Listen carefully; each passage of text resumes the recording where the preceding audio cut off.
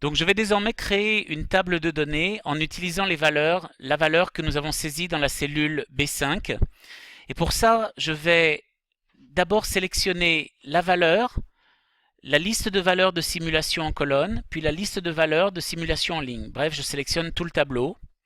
Et je vais aller dans le menu Données. Et dans le menu Données, il y a quelque chose qui s'appelle en français Analyse de scénario.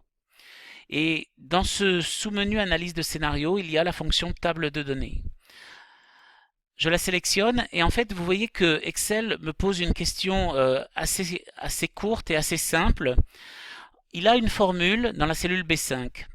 Il y a une liste de valeurs en colonne et une liste de valeurs en ligne. Ce qu'Excel veut savoir, c'est par rapport à la formule que j'ai tapée, il veut savoir comment je veux associer la liste de valeurs en colonne et la liste de valeurs en ligne.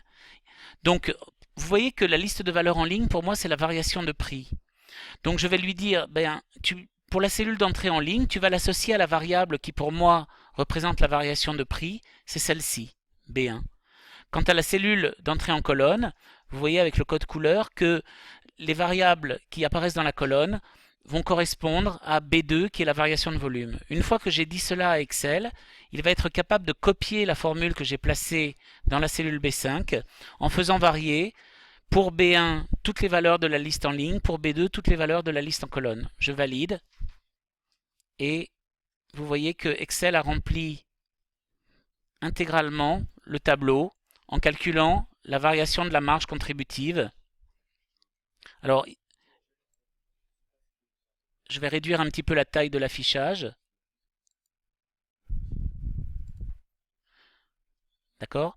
Et vous voyez que j'obtiens en fait un tableau qui calcule la variation de la marge pour toutes les couples de prix-volume qui figuraient dans le tableau.